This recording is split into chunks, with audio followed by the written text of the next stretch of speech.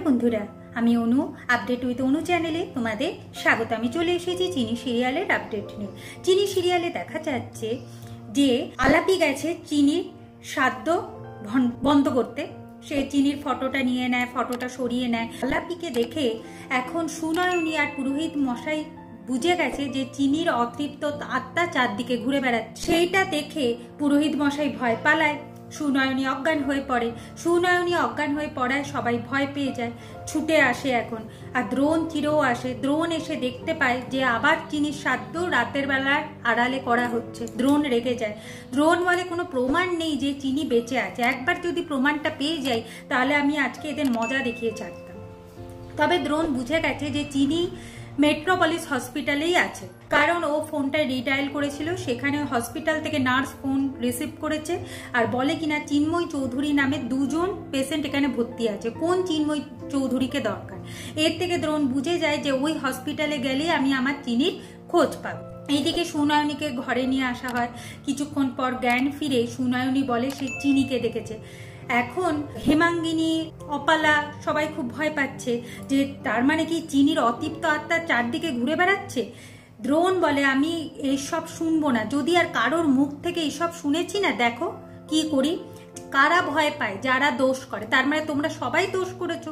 এখন হেমাঙ্গিনী ভাবে ভয় পেলে চলবে না। হেমাঙ্গিনী তখন বলে যে না না, তার মানে কেউ না ষড়যন্ত্র করছে না, আমাদের দেখতে হবে, ভয় পেলে চলবে না। এইদিকে আলাপি এখন দীপঙ্কর চৌধুরীকে ফোন করে বলে এই কাজটা তো হয়ে গেছে বাপুজি, এরপর কি করব? দীপঙ্কর চৌধুরী বলে এরপর তোর কাজ হলো একটাই, সেটা হলো চৌধুরী বাড়িতে ঢুকতে হবে। পেছনের দরজা দিয়ে ঢুকবি আর চারুকেশীর সাহায্য তোর দরকার। চারুকেশীর সাহায্যে তুই ওই বাড়িতে থেকে যা। কে চারুকেশী? না, চারুকেশী হলো তার স্ত্রী।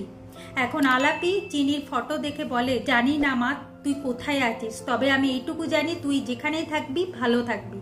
আর তোর সাথে যারা যারা এইসব করেছে তাদের প্রতিশোধ নিতেই আমি এই বাড়িতে এসছি রে মা, তুই চিন্তা করিস না। এইদিকে আবার দেখতে পাবো এইসব কথাবার্তা যখনই হচ্ছে হঠাৎ করে চিরো আবার ঘুমিয়ে পড়ে দ্রোণের কোলে মাথা রেখে। সবাই অবাক হয়ে যায়। একবার সুনয়নী অজ্ঞান হয়ে যাচ্ছে, একবার চিরো অজ্ঞান হয়ে যাচ্ছে। ব্যাপারটা আগামী পর্বে দেখা যাচ্ছে যে আলাপি চারুকেশীর মুখোমুখি হয়।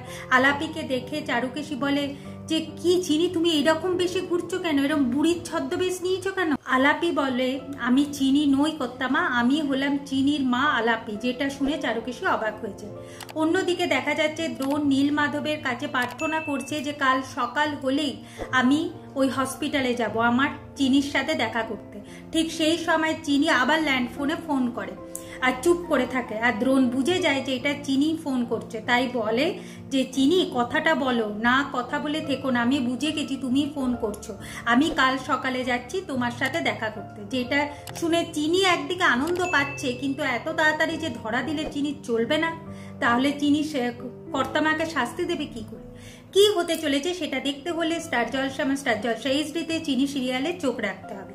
আমার এই ভিডিওটা দেখবার জন্য আর আপডেট উইথ অনু চ্যানেলের পাশে থাকবার জন্য অসংখ্য ধন্যবাদ।